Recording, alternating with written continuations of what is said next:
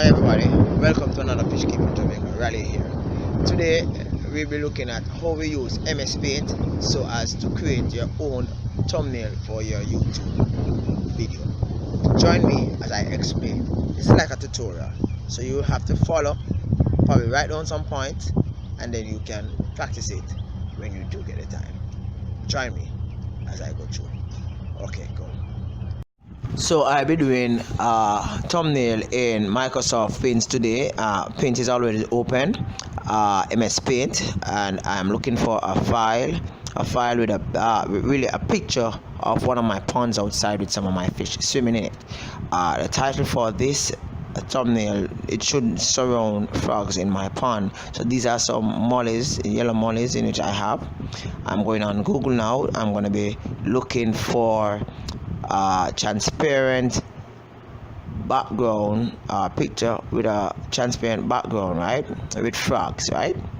So I am typing in transparent background with frogs, and you notice at the back of the background of some of these images you have some fine checkered lines. These fine checkered lines are important if you want a transparent background. The fine checkered lines are checkered background indicates that the background can be transparent. Now if you see a white background, it doesn't necessarily mean that the background can be transparent. So I am here, I'm searching underneath the section transparent background with frogs, frogs background, right? I'm searching, I'm clicking down, I'm looking for one of those pictures with the lines. Oh, here's one.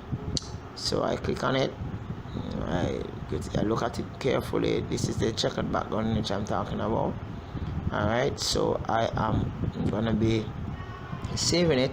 I'm going to be saving it into a special file which is dedicated to thumbnails. So I saved it, and then now I'm going to be going into the file in which I have been working on in MS Paint. Now I'm going to be carrying up one of the frogs, right? But before I can actually carry it over to that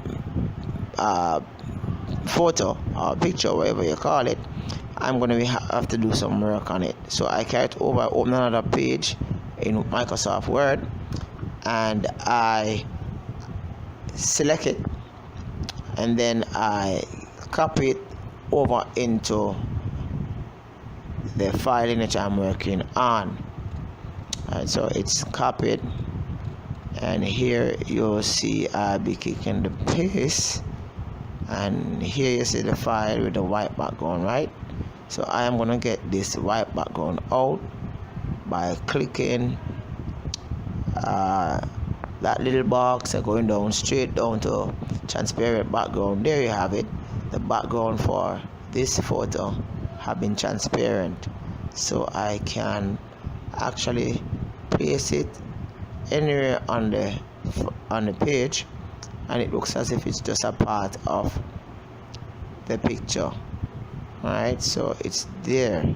I want to be a little bit bigger. It's too small. Yeah, it's good.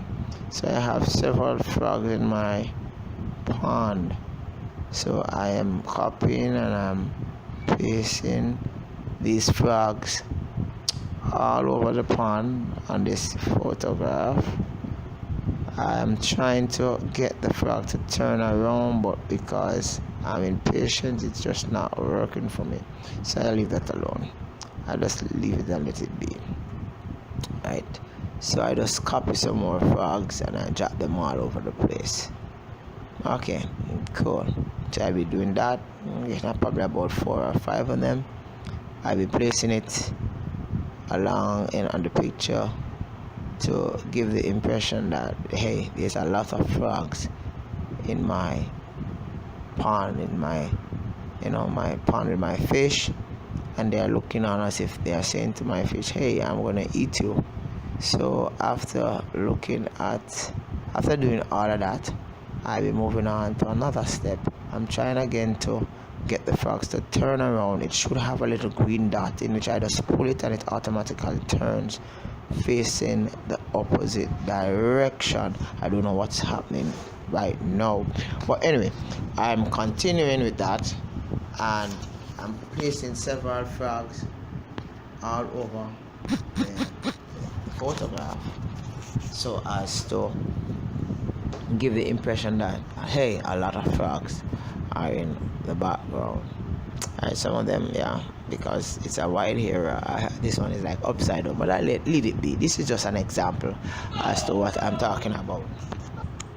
So I continue to put the frogs there, and I'll work on that aspect.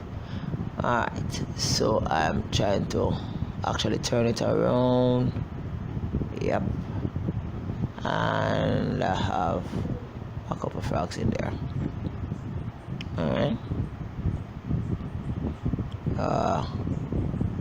this video took me roughly about nearly an hour to make.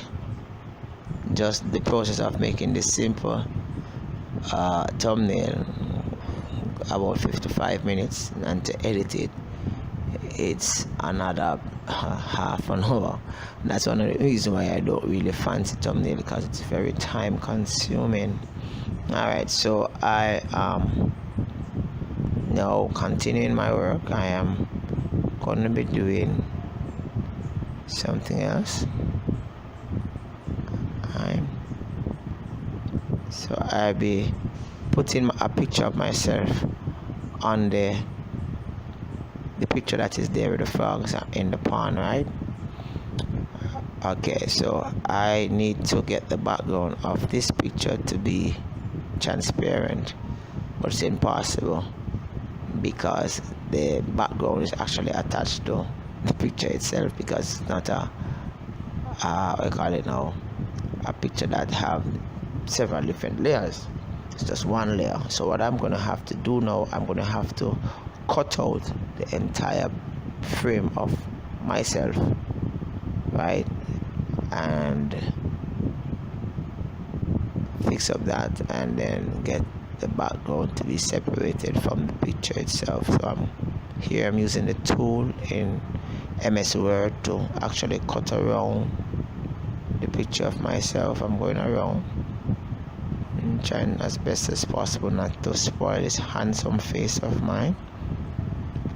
Okay, so I am doing what I can do to make it look really cool.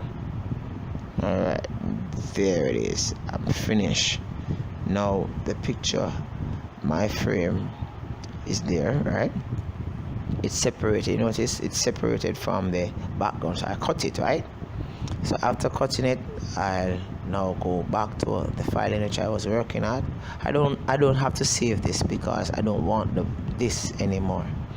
So I will be like zooming out so as to get a full view of everything, and then I'll be pasting that image I've cut out from my photo. You notice I have the white background.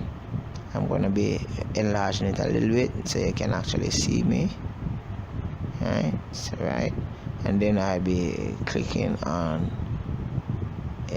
to get it transparent. Notice the background now is transparent. Okay, alright, so there's a difference in the lineage between the photograph of me and the pond itself. So what I'm going to be doing, I'm going to be putting in some colors so as to let it look a little bit neater. I could choose to use brown or green or even white, but I want to stand out, so I am going to choose a little, I call it orange, and choose the size of my marker, or should I say paintbrush, right? And I choose a color, right? And then I'm going to be doing the edging for this photograph.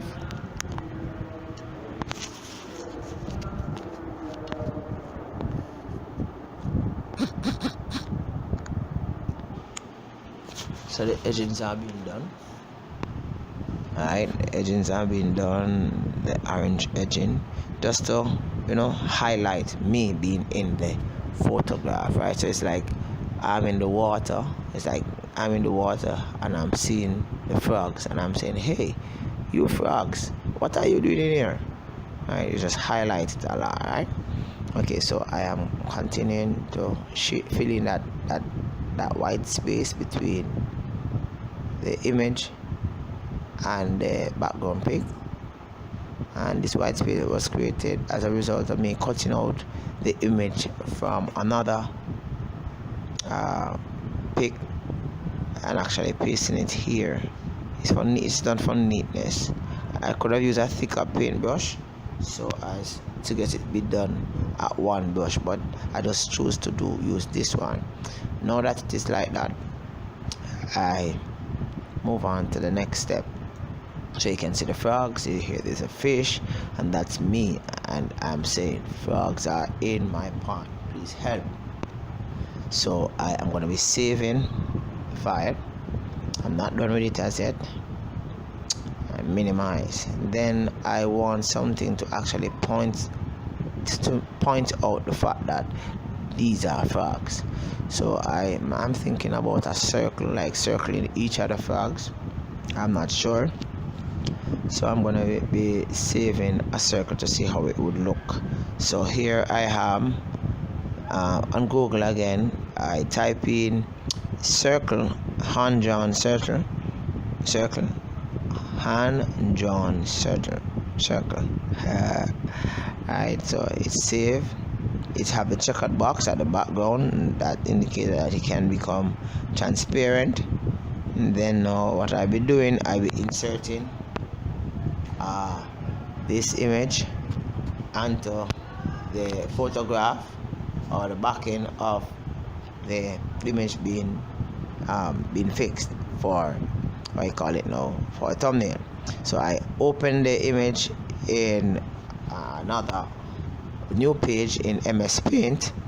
I select it, right, with the square, and then I cut it, then I close it, right, then I open back the image in which I've been working with, then I paste it, and I have a circle with a transparent background. Now this circle with a transparent background should go something like this over the frog, but after looking at it, it seems as if it would be too bulky, right? So I might change from having a circle and place something else in it, probably an arrow. So I am going to be looking at an arrow so as to indicate, so as to point, so as to locate the frogs that exist within my pond. Now it would be really good if I had like a straight arrow, but I just using this as an example, right? I could have actually carried it into paint and cut off the end and let it be a straight arrow. But I'm going to be using this. I'm not going to mess around with it. So here it's saved, right? It's inserted, it's open in MS Paint, another file, selected, it's cut, and then now it's open again in the document in which I'm working at. Now frogs are in my pond, and I'm saying frogs are in my pond, and if you're looking and you wonder where are the frogs, this arrow will actually show you the frogs where they are. Right, so I'm pointing out the frogs still. Right, so that's one of the things with thumbnails. Thumbnails actually itemize, or should I say highlights the issue that is at hand. Now I am trying to get this thing turned. I don't know, I need to get a little bit more practice in this thing, in which I should be able to turn around the arrow so as to get the circle to like come down, like look downward or something like that, but it's not working with me. So I'm gonna see if I can get another arrow that might end up highlighting what I really want. You know, that circle, that slim red circle would do just well. But anyway, I'm thinking about arrows, so arrows it is. Okay, so the arrows are, I'm typing in transparent arrows, arrows with transparent background. I want something in colored because the background for this file is really colorful, and the black will not really show that well. So it's a new arrow, a different arrow. I think it's a red arrow, yeah, but you notice the direction in which the arrow is pointing. Alright, the other one was pointing like sideways. So I save the arrow, it's there. So I'm gonna open this arrow now. I'm gonna copy and paste it. I open it in Paint, then I select it, then I cut it, then I carry it over to the file document in which I'm actually working with.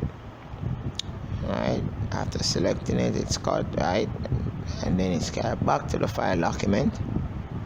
Okay, and then now and it works good when you have a document with all the saved files and which you are working with for a particular project. It saves you time and energy, so you don't have to be running all over the computer looking for the different images in which you need to create a project. Right, so it's there. This arrow is inserted. It's a little bit big, but I can decrease the size of the arrow. I need now to save the file. Alright.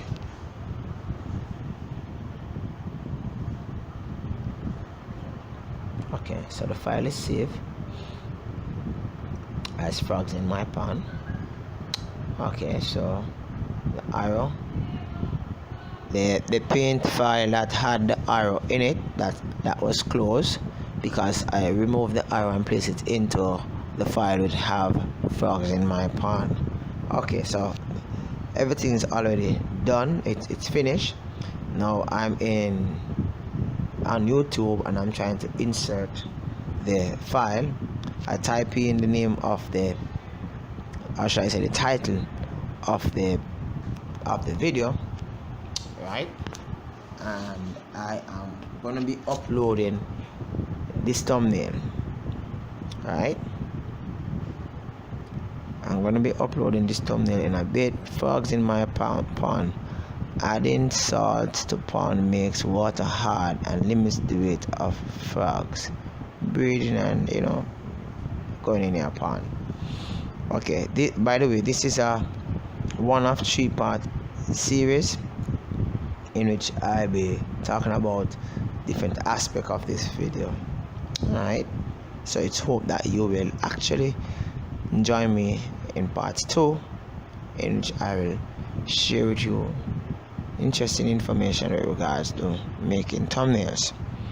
Okay, so I am uploading my thumbnail now. I've selected it from thumbnail folder, and it's uploading. Yes, I'm so excited. It's uploading, right? And it's uploading. Let's see what happened.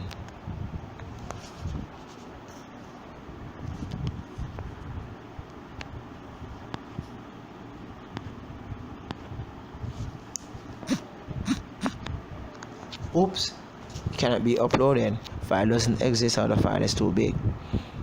Before you make a thumbnail, you have to ensure that the thumbnail is of the required size, is of the required size by YouTube, which should be 7,200 in length and 720 in